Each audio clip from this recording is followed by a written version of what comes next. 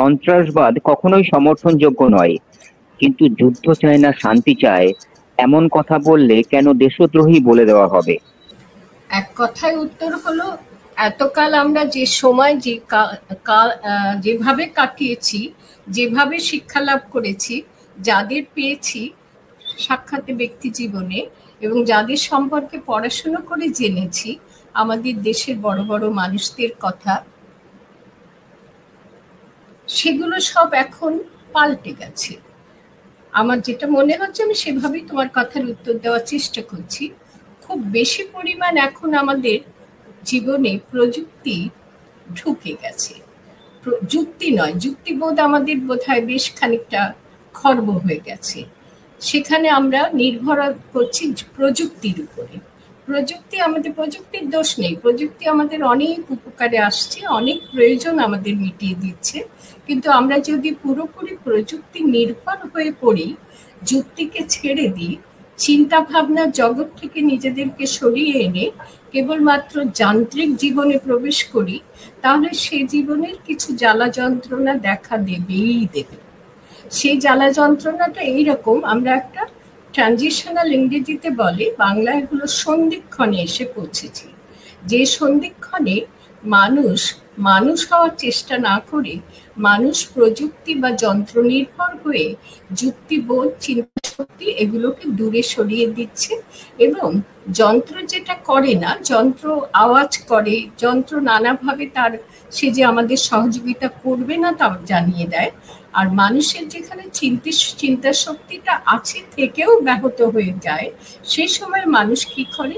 যন্ত্রের মতো না। যন্ত্র আওয়াজ করলে আমরা বন্ধ করে দিতে পারি, কিন্তু মানুষ আওয়াজের বদলে কুযুক্তি, কুভাবনা, কথাবার্তা এসব ব্যবহার করে। এবং এ পর্যন্ত যা কিছুকে আমরা ভালো বলে মনে করেছি, মেনে এসেছি, সেগুলোকে পাল্টে দেওয়ার চেষ্টা করে। তো যে প্রশ্নগুলো আপনি করলেন, সেই প্রশ্নগুলোর মধ্যে বিশেষ ভাবনাটা হলো যে আজকে আমাদের নতুন করে দেশপ্রেমের সংজ্ঞা শিখতে হচ্ছে, দেশদ্রোহিতা বা দেশদ্রোহের সংজ্ঞা শিখতে হচ্ছে, এবং যুদ্ধ কাকে বলে, যুদ্ধ চাইলে সেটা ভালো না যুদ্ধ না চাইলে ভালো, মন্দ কোনটা ভালো কোনটা, সেগুলো শিখতে হচ্ছে। নতুন করে নতুনভাবে ভাবতে হচ্ছে, কিন্তু ভাবনাগুলো মৌলিক নয়। যারা আমাদের ভাবতে প্ররোচিত করছে তারা নিজেরা ভাবনার জগৎ থেকে সরে গেছে, সরে গিয়ে একটা যুদ্ধ তাদের নিজেদের মধ্যে চলছে। নিজেদের মধ্যে যুদ্ধটা কিরকম আমি ছোট করে বলে ছেড়ে দিচ্ছি, যার ফলে তারা সবকিছু ওলট পালট করে দিয়ে নিজেদের ভাবনা মতো জগৎটাকে, মানুষের মনটাকে, মানুষের জীবনটাকে সাজাতে চাইছে। ভাবনা মতো মানে কি, তাদের বিশেষ লক্ষ্য রয়েছে, সেই লক্ষ্যটা ক্ষমতা ও অর্থ। আর দুটো শব্দ ল দিয়ে সেই দুটোকেও ব্যবহার করছে তারা সেই দুটি দ্বারা প্ররোচিত হচ্ছে। একটা হচ্ছে লাভের বোধ, আর একটা হচ্ছে লোভের প্রবৃত্তি। এই দুটো প্রবৃত্তি দ্বারা চালিত হয়ে মানুষকে এতকালকার যে ভাবনা সুবুদ্ধিগুলো ছিল সেগুলো থেকে দূরে সরিয়ে দিচ্ছে। খুব ছোট কথায় মানুষের মধ্যে, প্রত্যেকটা মানুষ যারা এগুলো করছে, এই পরিবর্তনটা আনছে প্রযুক্তির প্রভুত্বপনার জন্য, প্রযুক্তি খুব বেশি প্রভুত্ব করছে বলে তাদের চিন্তা ভাবনাগুলো, চিন্তা শক্তি লুপ্ত হয়ে যাচ্ছে। প্রযুক্তির দোষ না, দোষ প্রযুক্তি ব্যবহার করছে যে মানুষ, তার দোষ। ঠিক মতন ব্যবহার করতে পারছে না। তার ফলে কি হচ্ছে, যেটা আমি বুঝতে পারছি, চেষ্টা করছি বুঝতে, সেটা হলো মানুষের ভেতরে এক ধরনের যুদ্ধ সবসময় হয়, সব সময় চলে। আপনার মধ্যে চলছে, চলে, আমার মধ্যে এখন চলছে, চলে সব সময়। সেটা হচ্ছে প্রত্যেকটা মানুষের দুটো আমি আছে, একটা হচ্ছে ভালো আমি, আর একটা হচ্ছে মন্দ আমি। এই ভালো আমি আর মন্দ আমির মধ্যে যে লড়াইটা, সেটা নিরন্তর প্রত্যেকটা মানুষের মধ্যে চলে। এখন যেহেতু আমরা প্রযুক্তি কবলিত, যন্ত্র কবলিত সময়ে বা যন্ত্র সভ্যতার একটা সময় আমরা তৈরি করেছি, সেই যন্ত্র সভ্যতা আমাদেরকে শেখাচ্ছে যে ভালো আমির কথা শুনে লাভ নেই। আমাদের লোভ দেখাচ্ছে মন্দ আমি, লোভের বশীভূত হও, তুমি মন্দ আমি, তুমি ভালো আমিকে মুখটা চেপে ধরে রাখো, তাকে চেপে নিয়ন্ত্রণে রাখো। ভালো আমি যেন নিয়ন্ত্রণে আসতে না পারে, মন্দ আমি যেন উত্তরণ করতে পারি। সেরকম সময়ে এসে আমরা পৌঁছেছি। আমাদের মনের মধ্যে এই লড়াইয়ে, ভালো আমি আর মন্দ আমি এর লড়াই বা যুদ্ধে যখন আমরা হেরে যাচ্ছি, সেই মানুষগুলো যারা আমরা হেরে যাচ্ছি তারা বাইরে যুদ্ধের উন্মাদনাটাই চাইছি, অন্য কিছু, অর্থাৎ তার বিপরীতে যে শান্তি, শান্তি এমনকি সুখের থেকেও আলাদা। আমি একটা রসগোল্লা খেয়ে সুখ পাই, আর আমি না খেয়েও মনের দিক থেকে, আমার বন্ধু আমাকে কাছে এসে আমার গায়ে একটা হাত দিল, আমি না খেয়ে রয়েছি, কিন্তু সুন্দর সহানুভূতির হাত আমার মনে শান্তি এনে দিল। সুখ নেই কারণ ক্ষুধা কাঁদে তখন আমি, কিন্তু শান্তি এনে দিল তার হাতটা আমার কাঁধে পড়াতে। কেমন আছো, খুব মিষ্টি করে সুন্দর করে বলল, ভালো আছো তো, কেমন আছো, তাতে শান্তি হয়। তো শান্তির উল্টো দিকে যারা থাকে, যারা শান্তি বিঘ্নিত করতে চায়, তারা নিজেদের মনের যুদ্ধে হেরে যায় বলে বাইরে যুদ্ধটা চায়, শান্তি চায় না, শান্তি কি বোঝে না। সুতরাং যুদ্ধ নয় শান্তি চাই, আজকে যারা বলছেন তাদেরকে ভুল বোঝা হচ্ছে। আর সেই ভুল বোঝাটা একটা কথাই বলে আমি ছেড়ে দিচ্ছি, তারপর আপনার প্রশ্ন পেলে আবার উত্তর দেওয়ার চেষ্টা করব। সেটা হচ্ছে আর কিছুই না, তারা যে যুদ্ধে হেরে গিয়ে নিজেদের মনের মধ্যে ভালো আমি আর মন্দ আমি যুদ্ধে ভালো আমিটা হেরে গেছে বলেই বাইরে যুদ্ধ চাইছে, সেটা তারা বুঝতে পারে না। এবং যারা যুদ্ধ চাই না বলছে তাদেরকেও তারা বুঝতে পারে না, না পেরে নিজেদের মন্দ আমির ব্যাখ্যাটাকে গ্রহণ করে। সবসময় আমি যদি একটা মন্দ কাজ বেছে নিই ভালোকে বাদ দিয়ে, তাহলে আমার নিজের কাছে তার একটা ব্যাখ্যা থাকে যে এটা যদি না করে আমার এত লোকসান হবে, এত ক্ষতি হবে, আমি সেটা কি করে মেনে নেব। এইভাবে বোঝায় নিজেদেরকে তারা। এক্ষেত্রেও তাই হচ্ছে, যারা বলছে যুদ্ধ চাই না শান্তি চাই, তাদেরকে তারা অন্য দৃষ্টিতে দেখছে, লাভের দৃষ্টিতে, লোভের দৃষ্টিতে দেখে ভাবছে আমরা তো যুদ্ধের পক্ষে, ওরা যুদ্ধের বিপক্ষে বলছে, নিশ্চয়ই কোনো ধান্দা আছে। আমরা আমাদের নিজেদের ধান্দাটা আছে বলেই পরের ধান্দাটা দেখবার চেষ্টা করি। অর্থাৎ যারা যুদ্ধ চাই না বলছে শান্তি চায়, তাদের ধান্দাটাকে তারা বার করার চেষ্টা করে নিজেদের মতো করে, নিজেদের ধান্দা বা নিজেদের যে স্বার্থ, ধান্দা না বলে আমি মার্জনা চাইছি, স্বার্থই বলি, স্বার্থ, লোভের হিসাব, লাভের হিসাব, তারা নিজেদের আয়নায় অন্যের মুখগুলো দেখে যে ওরাও নিশ্চয়ই যুদ্ধ চাই না বলছে, এর মধ্যেও কোনো একটা লাভ লোকসানের হিসাব আছে, আর লাভের হিসাব আছে, লোভের হিসাব আছে। আর শান্তি চাই বলছে, এর মধ্যেও নিশ্চয়ই লাভের আর লোভের হিসাব আছে। যেমন আমরা যুদ্ধ চাইছি, লাভের আর লোভের হিসাব মেন। এটা আমার মনে হচ্ছে। এখন কারা মানবে আমার কথা, কারা মানবে না, সেই স্বাধীনতা প্রত্যেকের রয়েছে। আমরা ব্যক্তির স্বাধীনতা তো আছেই, আর গণতান্ত্রিক দেশে জনগণ আমার কথা মানবে না, নাকি আমার কথার পশ্চাতেও ভাববে যে নিশ্চয়ই কোনো স্বার্থবোধ নিয়ে বলছে, এটাই এইভাবে আমি ভাবি। দেশপ্রেম মানে কি, যে কোনো মূল্য দিয়ে আমি আমার দেশের জন্য, দেশের মানুষের জন্য কাজ করব। করতে যদি না পারি ভালো কাজ, তাহলে মন্দ কাজ অন্তত করব না, আমার দেশকে ভালোবাসবো। বা একটা উদাহরণ দিই, এই আজকে আমাদের দেশের ছেলেমেয়েরা, আমার বয়সী যারা, তাদের ছেলেমেয়েরা সকলেই বিদেশে গিয়ে থাকছে, সবাই বিদেশে চলে যাচ্ছে। এদেশে মেধাবী ছেলেমেয়েরা যারা সুশিক্ষিত হচ্ছে, যারা নানাভাবে সুবিধা পাচ্ছে, তারা কেউ দেশে থাকছে না, কেউ দেশে থাকছে না। পড়ে রয়েছে তারাই যারা একেবারে মধ্যমানের অথবা একেবারে নিম্নমানের। আমি নিম্ন মধ্য বলছি মেধার ভিত্তিতে, শিক্ষা লাভের ভিত্তিতে, মানুষ হিসেবে না, মানুষ সবাই সমান।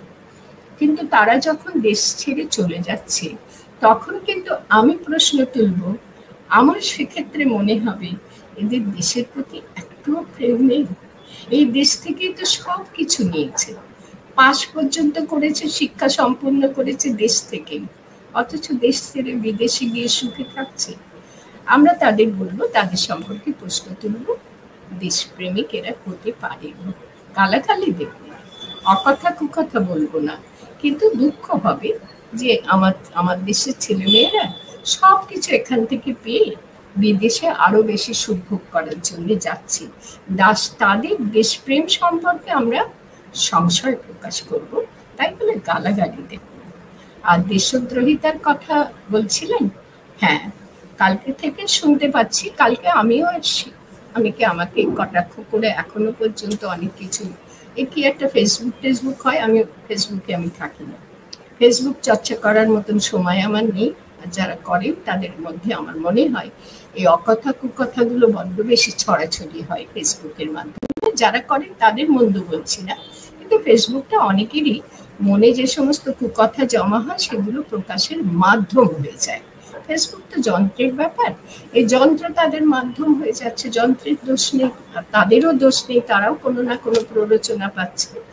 তারা বলতে চাইছে, কাল থেকে শুনতে পাচ্ছে এই কথা, এর আগে আমি এরকম কথা শুনিনি, যে যারা যুদ্ধ চাই না শান্তি চাই বলছে তারা দেশদ্রোহী। তারা একেবারে স্থূল কথায় বললে এইভাবেই তারা বোঝাচ্ছেন যে তারা পাকিস্তানের সমর্থক, পাকিস্তানের বিরুদ্ধে তারা যুদ্ধ চাইছে, এবং যারা যুদ্ধ চাই না বলছে তারা পাকিস্তানের পক্ষে দাঁড়াচ্ছে। অতএব তারা দেশের বিরোধিতা করছে, দেশপ্রেম তাদের মনে নেই, তারা পাকিস্তানকে সমর্থন করছে এবং পাকিস্তান সমর্থন করে দেশদ্রোহিতা করছে। আমি এখন আপনাদের কাছে প্রশ্ন রাখবো, আমি তো সেভাবে বিশ্বাস করতে পারছি না। আমি আমার দেশকে ভালোবাসি, যুদ্ধ কোনো অবস্থায় কোনো দেশের বিরুদ্ধে করবে দেশ আমি সেটা চাই না। চাইবো মীমাংসার পথ, চাইবো যে প্রাণগুলো চলে গেছে আমার দেশে, তারা নিহত হয়েছে অত্যন্ত নিষ্ঠুর মনের মানুষদের হাতে, তারা যে দেশেরই হোক না কেন, যে দেশেরই, এটা আমি বলবো, যে দেশেরই হোক না কেন, তারা মানুষ পদবাচ্য নয়। সেই মানুষগুলোর জন্যে আমরা যুদ্ধ লাগিয়ে দেব যদি এটা আমরা সিদ্ধান্ত করি, আমি যেটা বুঝি আমি সেভাবেই বলছি, তাহলে কত মানুষ, কত নিরীহ মানুষের প্রাণ যাবে, আমাদের দেশেও যাবে, আর যে দেশের বিরুদ্ধে যুদ্ধ করবো সে দেশেও যাবে। আমরা কি এরকম ভাবে ভাবতে পারি না প্রাণগুলো আমরা তো ফিরিয়ে আনতে পারবো না, তাহলে অন্য প্রাণের বিনিময়গুলো আমরা কেন ব্যবহার করব? আমাকে দেশদ্রোহিতা করছি বলে কটাক্ষ করা হচ্ছে, তো আমি তাতে কিছু মনে করি না। যদি আমি করে থাকি তাহলে সেটা অন্যায় কাজ, এবং দেশদ্রোহিতা যদি প্রমাণ করা যায় আমার বিরুদ্ধে, তাহলে আমি শাস্তি দিতে রাজি আছি। দেশদ্রোহী তো শাস্তি হওয়ারই কথা। তবে এটাও ঠিক, গণতান্ত্রিক দেশে বাস করি, যদি দেশের বিরুদ্ধে কোনো কথা বলি, সে বাক স্বাধীনতা প্রত্যেকটা মানুষের আছে, আমারও আছে। বাক স্বাধীনতা খর্ব করার জন্য বা লঙ্ঘন করার জন্য, বাক স্বাধীনতা ব্যবহার করার জন্য কারোর আইনগত শাস্তি হতে পারে, আইনি শাস্তি হতে পারে বলে আমি মনে করি। কিন্তু আমি আমার বোধ বুদ্ধি অনুযায়ী কথা বলি, ভাবি, চিন্তা করি, কথা বলি। এক্ষেত্রেও বলেছি, আপনি জানতে চাইলেন দেশদ্রোহ কি যুদ্ধ না চাইলে, শান্তি চাইলে দেশদ্রোহ করা হয়? আমার উত্তর না, দেশদ্রোহিতা সেটা নয়। দেশদ্রোহিতা দেশের জন্য, দেশবাসীর জন্য যদি আমার কোনো কাজ ক্ষতিকারক হয় তাহলে সেটা অবশ্যই দেশদ্রোহিতা বলা যায় ঠিকই, কিন্তু সেটাও আমার কোনো কাজ ক্ষতিকারক হলে আমি সেটা সংশোধন করে নিতে পারি যদি প্রয়োজন বোধ করি, আমরাই করতে পারি, সে স্বাধীনতাও আমার রয়েছে। সুতরাং দেশদ্রোহিতা মানে অন্য দেশ, শত্রুর দেশ, তার সঙ্গে হাত মেলানো, সেটাকে বলে দেশদ্রোহিতা। যে দেশ আমার দেশের সঙ্গে শত্রুতা করছে, সেই দেশের সঙ্গে যদি আমরা হাত মেলাই তাহলে সেটা কি দেশদ্রোহিতা নয়? আর একটু বড় পরিমণ্ডলে এ সম্পর্কে আমার বলার আছে, আপনার প্রশ্ন থাকলে বলুন, নয়তো একটানা বলে গেলে খারাপ দেখায়, সেটা ভালো না। এই দেশদ্রোহিতা সম্পর্কে যারা প্রশ্ন তুলছে তাদের উদ্দেশ্যে আমার আরো একটি প্রশ্ন আছে, সেটা আমি করে ব্যাখ্যাটা দেওয়ার চেষ্টা করবো, যে কি ভুলটা হচ্ছে, কোথায় কি ভুল হচ্ছে। ভুল বোঝাবুঝি একটা চলছে, সেই ভুল বোঝাবুঝিটা দূর হোক, আর ভুল বোঝাবুঝি করে গালাগালি করা, কারোর বিরুদ্ধে আক্রোশ পোষণ করে সেটাকে মিটিয়ে নেওয়া, এগুলো না ঘটুক। শান্তিকামী মানুষ কেউ সেটা চাইবে না বলে আমার বিশ্বাস। আপনি যেটা বললেন কোথাও একটা ভুল বোঝাবুঝি হচ্ছে, তাহলে সেই ভুল বোঝাবুঝির বিষয়টি কিভাবে ব্যাখ্যা করবেন আপনি? এই জন্যই ভুল বোঝাবুঝি বলছি, কারণ আমি আমার সম্পর্কে কথা উঠেছে, এবং আমার সম্পর্কে শুধু নয়, ঘটনাটা একটু তাহলে বলা দরকার। গতকাল একটা মিছিল ছিল। মিছিলটা হচ্ছে আমার কাছে যেভাবে যারা এই মিছিলের কথাটা আমাকে জানিয়ে আমন্ত্রণ জানায় মিছিলে যোগ দেওয়ার জন্য, তাদের কাছ থেকে লিখিতভাবেই আমি পেয়েছিলাম যে পাহেলগামে যে হিংসাত্মক কাণ্ড কারখানা হয়েছে সেটার আমরা নিন্দা করছি। তারা পরিষ্কারভাবে আমাকে জানিয়েছিলেন তাদের স্ট্যান্ড পয়েন্টটা, যারা মিছিল ডাকছে। মিছিলটার নাম নাগরিক মিছিল। কোনো বিশেষ দল, রাজনৈতিক দলের নেতৃত্বে ঘটছে এটা কোথাও কোনো চিহ্ন আমি খুঁজে পাই। আমাকে লিখিতভাবে জানানো হয়েছিল যদি আপনারা আমাদের কথায় মানেন যে এই ঘটেছে সেটা নিন্দা আমরা করছি, আমরা চাই না যে এরকম হিংসাত্মক ঘটনা ঘটুক, পাহেলগামের নিরাপত্তা রক্ষা করার ব্যবস্থা করা হোক, যেন আর কোনো মানুষের জীবন না যায়। আর তার পরিবর্তে যে আমাদের প্রতিবেশী দেশ পাকিস্তানের জঙ্গিরা এই কাণ্ডটা করেছে, সন্ত্রাসবাদীরা করেছে, সেই সন্ত্রাসবাদীদের আমরা চাই যে তাদেরকে চিহ্নিত করে শাস্তি দেওয়া হোক। এই ধরনের কথাবার্তা ছিল। এবং আমরা পাকিস্তানের বিরুদ্ধে যুদ্ধ বা কোনো দেশের বিরুদ্ধে যুদ্ধ সেই রকম মতবাদের পক্ষে নই, আমরা শান্তি চাই। সেই স্লোগান দিয়ে আমরা একটা মিছিল করছি নাগরিকরা। আপনারা অনেক নাগরিক এতে সম্মত হয়েছেন। আমি তাতে নাম দেখলাম, কয়েকজন পরিচিত নাম দেখলাম, তারা সবাই খুব ভালো। আমি একজনের নাম যেমন বলছি, ডাক্তার চন্দনা মিত্র। এরা একটা অল্টারনেটিভ মেডিসিনের সংস্থা করেছে, এত সুন্দর কাজ করে। অ্যালোপ্যাথি ওষুধ খেলে মানুষের শরীরে নানা ধরনের রিয়াকশন হয়। সেই অ্যালোপ্যাথি ওষুধ বন্ধ করে এরা বিকল্প ওষুধ, নিজেরা এমবিবিএস পাস, স্বামী স্ত্রী দুজনে, এরা বিকল্প ওষুধ, সেই ওষুধগুলো এবং শরীর চর্চা, ব্যায়াম করা, এগুলো শেখান প্রতিদিন। সেখানে চলে এই কাজ। এরা খুব ভালো লক্ষ্য নিয়ে মানুষের জন্য কাজ করছেন, আমি জানি ব্যক্তিগতভাবে। স্বামী স্ত্রী, এবং তার মধ্যে ডাক্তার চন্দনা মিত্র আমার বন্ধুস্থানীয় এবং খুব ভালো মানুষ, খুব ভালো, কোনো খারাপ কাজ জীবনে সে করতে পারে না। সে বিশেষ করে এর মধ্যে ছিল বলে আমি দেখলাম যে এর মধ্যে তাহলে অন্য কোনো লক্ষ্য বা কোনো কেউ দলীয় স্বার্থ সিদ্ধির জন্যে বা গোষ্ঠী স্বার্থ সিদ্ধির জন্যে এই মিছিলটা করছে, এরকমটি নয়। যার ফলে আমাকে পাঠায়, আমি বলি আমার নামটা দিয়ে দাও, নাগরিক মিছিল আমার নাম দিয়ে। আমি দেখলাম এমন কোনো নাম তার মধ্যে নেই, তার মধ্যে যেমন বোলান গঙ্গোপাধ্যায়ের নাম ছিল, আর কয়েকজনের নাম দেখলাম তারা আমার পরিচিত। তারা যে কোনো রাজনৈতিক দলীয় মতাদর্শে বিশ্বাসী মানুষ সেরকম আমার চোখে পড়লো না। ফলে আমি শান্তি তো চাই, যুদ্ধ তো চাই না, কখনোই না। আমরা ছোট দুটো বালক হাতাহাতি করছে, মারামারি করছে, আমরা বড়রা কি বলে কি হয়েছে বলো, তখন তারা নালিশ করে, বলে দেখো ও আমাকে মেরেছে একটা থাপ্পড় আজকে, এমনি এমনি, তাহলে আমি কেন থাপ্পড় মারবো না? তখন আমরা তাদের কেমন করে বুঝাই যে না, ওইভাবে নয়, বলো তোমাদের মধ্যে কি নিয়ে ঝগড়া হয়েছে, মিটিয়ে দেওয়ার চেষ্টা করছি আমরা, নতুবা তোমরা নিজেরাই মিটিয়ে নাও। এটা তো আমরা ছোটবেলা থেকে শিখেছি। ঝগড়া, মারামারি, অস্ত্র নিয়ে হানাহানি, এগুলো যারাই করবে আমরা তাদের নিরস্ত করার চেষ্টা করি। তো ফলে কালকে নাগরিক মিছিলে এরকমই ডাক দেওয়া হবে বলে আমি গিয়েছিলাম মৌলাডিতে ওখানে, এবং সেখান থেকে ওখানে দেখা গেল যে পুরো একটা মিছিল করার পরিকল্পনাটা তছনছ করে দেওয়ার জন্যে একটা বিপরীত দিক থেকে কিছু মানুষ তারা একসঙ্গে এসেছে।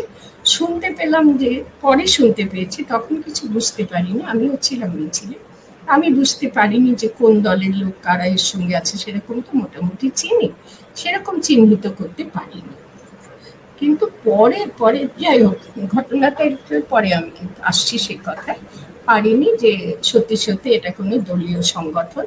2-4 জন মানুষ আছে, তাদের দলীয় মতাদর্শ আছে, কিন্তু সে তো ভিন্ন ভিন্ন মতাদর্শের সব।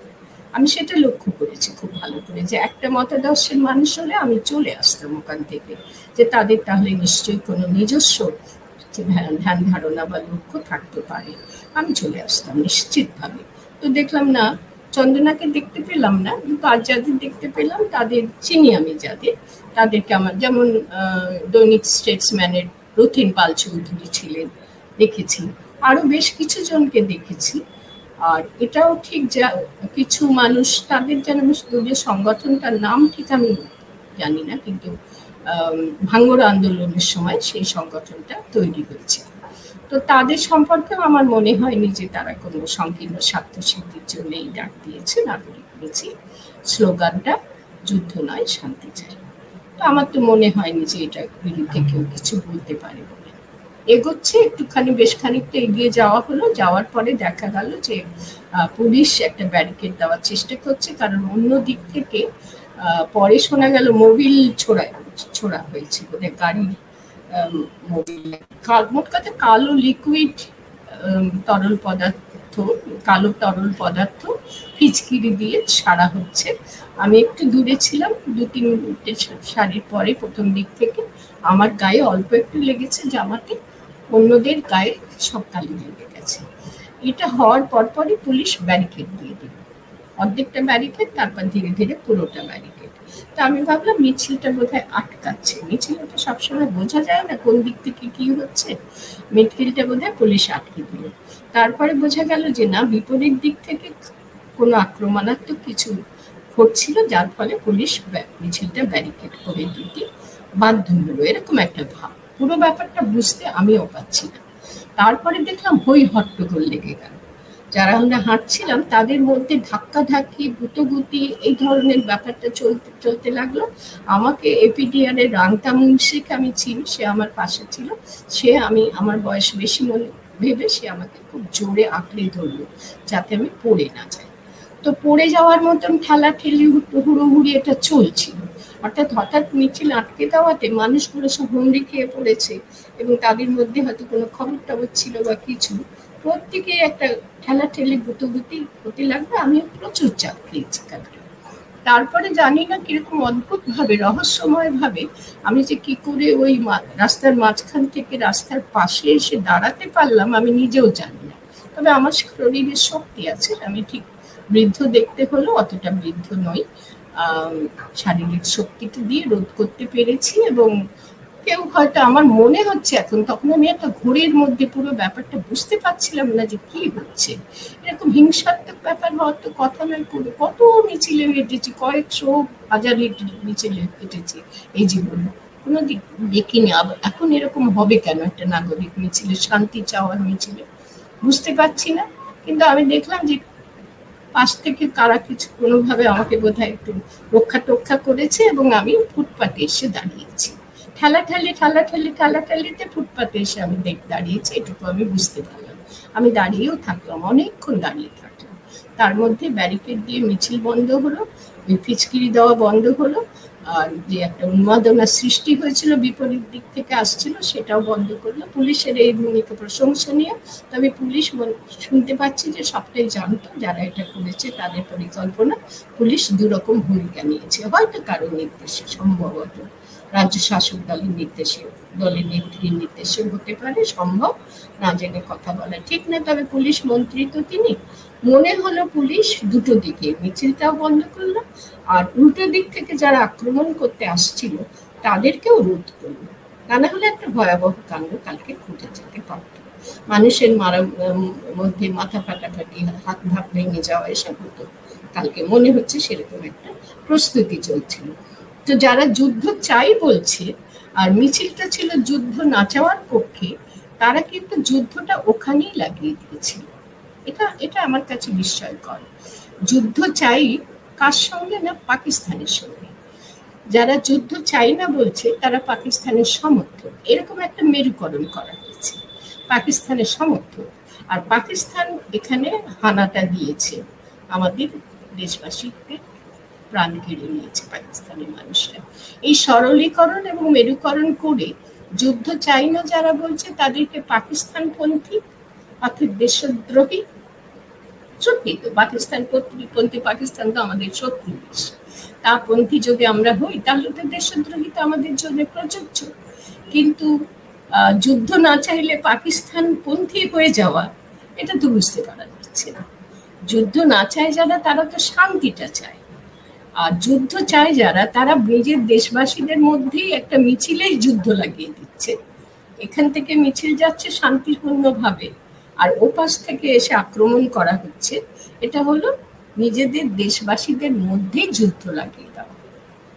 তো নিজেরা যুদ্ধ লাগিয়ে দিয়ে ভিন্ন দেশের সঙ্গে যুদ্ধ লাগাবার পক্ষে সমর্থন করে সেইটাকে সেইভাবে সাপোর্ট দেওয়া, সমর্থন দেওয়া, যারা যুদ্ধ চাইছে না তাদের বিরোধিতা করা, এটা কেমন? আমি আমার বয়স ৭৬ বছর, এই ৭৬ বছর বয়সে আমি কিছুতেই বুঝতে পারছি না যে নিজেরা যুদ্ধ করাটা কি ঠিক না। হয় ঠিক আছে, পাকিস্তানের সঙ্গে যুদ্ধ, ভারতের শক্তি আছে লাগা, কিন্তু নিজেদের মধ্যে কালকে যেটা ঘটলো, এই যুদ্ধ লাগিয়ে দেওয়াটা কি খুব হয়েছে?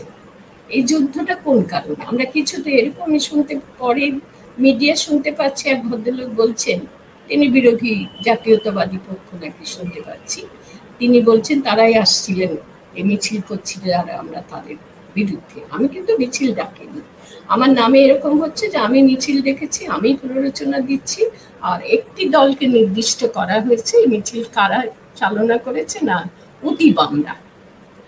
এটা কিন্তু আমি ঠিক বুঝতে পারলাম না। অতি বামদের আমি অত চিনিও না, আর অতি বামদের মধ্যে যথার্থ নেতৃত্বে যারা আছেন তাদের আমি দেখতে পাইনি এখানে অতি বাম কারা। আমার গায়েও ট্যাগ লাগিয়ে দিচ্ছে তিনি এতদিন বুদ্ধিজীবী ছিলেন, এখন অতি বামপন্থী হয়ে গেছেন, এরকম বলা হচ্ছে, বলে আমি গায়ে মাখি। আর ওগুলো যদি গায়ে মাখি তাহলে নিন্দা, কলহ, বিবাদ এগুলো পৃথিবী থেকে সরে যাবে বলতে হবে। ওটা করে মেনে নিতে হবে যে যারা নিন্দা করবে, যারা গায়ে কালি ছিটাচ্ছে, তারা যে চরিত্রে কালি ছিটাবে, এটা তাদের পক্ষে খুবই স্বাভাবিক। কিন্তু আমার বারবার মনে হলো যারা আমাদের গায়ে কালি ছিটাতে চাইছে তারা বোধহয় নিজেদের মুখেই কালিটা ছিটিয়েছেন আসলে। তা না হলে তারা কেন শত্রুপক্ষ হতে গেলেন? যারা শান্তি মিছিল করছে তাদের শত্রুপক্ষ হতে গেলেন কোন দুঃখে? তারা না, পাকিস্তানের সমর্থকদের আমরা কিছুতেই এগোতে দেব না, বিরোধিতা করব। এটা আমি ঠিক, আমার বোধহয় ওদের থেকে শিক্ষা দীক্ষা কম। ওরা যারা জাতীয়তাবাদী জিগির দিয়ে আসছিল, সেই জন্যই হয়তো এতখানি কটাক্ষের, এতখানি বিদ্রুপ বান বিদ্ধ হলো আমার জন্য। তা আমি সত্যি বলছি আপনাকে যে আমি এগুলো কিছু মনে করি না। আমার মনে হয় যে এরা মন্দ আমির কবলিত, এরা নিজেদের গোষ্ঠী স্বার্থ, সংকীর্ণ স্বার্থটাকেই বোঝে। এরা গায়ে কালি ছিটিয়ে দেওয়া, চরিত্রে কলঙ্ক লেপন করা, উদ্দেশ্যকে বানবিদ্ধ করা, উদ্দেশ্যটাকে গন্ধ উদ্দেশ্য বলে পরিগণিত করা, আমাদের উদ্দেশ্যকে, এগুলো খুব সহজভাবেই করতে পারে। যারা মানুষ হয়ে মানুষের গায়ে ওই কিসের কালিকে যেন, কেউ বলছে মোবিলের না কিসের যেন, ঠিক জানি না, বুঝতে পারছিলাম না, কিন্তু এই কালি ছিটানোর যে পরিকল্পনা, এটা এই কালি ছিটানো, আমরা তো কথাটা খুব বলি যে গায়ে কালি ছিটিয়ে দিল, নিন্দার কালি ছিটিয়ে দিল। আমি সচক্ষে দেখলাম যে কালি ছিটানোটা মানুষের দ্বারা মানুষের প্রতি কালি ছিটানো সম্ভব, আর সেটা যুদ্ধ নিয়ে। যুদ্ধ ওরা করবে, আর আমরা যুদ্ধ চাই না। আমরা শত্রু, দেশের শত্রু, বোধহয় দেশদ্রোহী মানে দেশের শত্রু, আর ওরা দেশপ্রেমিক। তো নতুন করে শিখে নিলাম দেশপ্রেমিক হতে হয় মানুষের গায়ে কালি ছিটিয়ে, চরিত্রে কলঙ্ক লেপে, তাদের উদ্দেশ্যকে মন্দ বলে চিহ্নিত করে, তাদেরকে নিজেদের এক একটা পরিকল্পনা রয়েছে স্বার্থসিদ্ধির, সেইভাবে তাদেরকে দেখে চিহ্নিত করতে হয়। সেটাই দেশপ্রেমিক হওয়ার লক্ষণ। আর যারা বলে যে আমরা যুদ্ধ চাই না, শান্তি চাই, তারা দেশদ্রোহী হয়ে বলে চিহ্নিত হয়। একটা কথা বলি, এখানে শেষ করে এই প্রশ্নের উত্তর। আপনি বললেন যে ভুল বোঝাবুঝি বা বোঝাবুঝির ক্ষেত্রে কিছু গোলমাল হচ্ছে। ভুল বোঝাবুঝি ঠিক এটা নয়, এটা হচ্ছে যে পরিকল্পিতভাবে, আমি একজন খুব বড় মানুষের কথা বলে এই প্রসঙ্গ শেষ করছি। আমাদের দেশে কিশোর বয়সী তাকে ফাঁসির দড়িতে ঝুলতে হয়েছিল, তিনি ক্ষুদিরাম। কিশোর বয়সে পৃথিবী ছেড়ে চলে গেছে, কিন্তু নমস্য। আজও গায়ে কাঁটা দিয়ে উঠে তার কথা ভাবলে যে সেই দেশের আজকে দুর্দশা। ক্ষুদিরাম একদিন তার বন্ধুকে, ছোট বয়সী বন্ধু, বলছে চল তো ওই মন্দিরটাতে যাই। বন্ধু বলছে কেন, ওই মন্দিরে কেন, হঠাৎ করে তোমার মন্দিরে এত মতি? বলছে মন্দিরের দেবী নাকি জাগ্রত দেবী মা, তো ওর কাছে আমি একটা প্রার্থনা নিয়ে যাব। বললো কি প্রার্থনা? বন্ধু বলছে কি প্রার্থনা? যে আমি যাব, মা দেশটাকে গোলামিতে পেয়েছি, মা তুমি এই গোলামি থেকে দেশটাকে মুক্ত করো। দেশবাসীও বলছিল দেশটাকে মুক্ত করো, গোলামি মুক্ত করো মা। আমার ভাবলে এখনো চোখে জল আসে যে কতখানি দেশপ্রেম ছিল এদের মনে এই বয়সে। ব্রিটিশ শাসকদের থেকে মুক্ত হওয়ার জন্য ভাবনা তখন ওই বয়সে আসার কথা নয়, কিন্তু সে ভেবেছে এবং দেবীর কাছে প্রার্থনা করতে যাবে বলছে যে গোলামিতে পেয়েছে দেশটাকে। আমার তার কথা সূত্র ধরে মনে হচ্ছে আজকে আমাদের এই স্বাধীন ভারতবর্ষে শাসক দলের শীর্ষদের সব দলাদলিতে পেয়েছে, দলাদলি এবং তার সঙ্গে গালাগালি। আমাকে ফেসবুকে যেভাবে চিহ্নিত করে বিশেষ শাসক দলের শীর্ষ একজন, সে যেভাবে আমার নামে একটা ফেসবুকে পোস্ট করেছে, আমি জানি না তাতে সে নিন্দিত হবে না আমি নিন্দিত হব, দেখা যাক। আমাকে সকলে নিন্দা করবে যে সে যে আমাকে যেভাবে একটা কলঙ্ক আমার চরিত্রে ছিটিয়ে দিয়েছে, বলছে আমি অতি বামপন্থী। আসলে ভান করতাম এতদিন বুদ্ধিজীবী বলে আমি অতি বামপন্থী, সেটা বলে সে জনগণকে শেখাতে চেয়েছে যে একে দেখে নিন, চিনে নিন, দেশবাসীর উদ্দেশ্যে বলছে। একটি তরুণী মেয়ে, তরুণী সাংবাদিক, নিজের নামটা দিয়েছে, কোনো দলের নামটা সেখানে নেই। আমার মুশকিল হচ্ছে আমি ফেসবুকে থাকি না, কিন্তু আমাকে অজস্র মানুষ ওটা পাঠিয়ে দিচ্ছে। তো দেখতে দেখতে আমার ওর জন্য মনে মায়া হলো। সত্যি বলছি, আমি ক্ষুদিরামের ভক্ত, ওইটুকুন বাচ্চা। আমার মায়া হলো যে এতটুকু সত্যবোধ, ন্যায়বোধ কিছু নেই। একটা বয়স্ক মানুষ, সে আমার পরিচিত, সে আমার কাছে আসতো, তাকে আমি স্নেহ করতাম।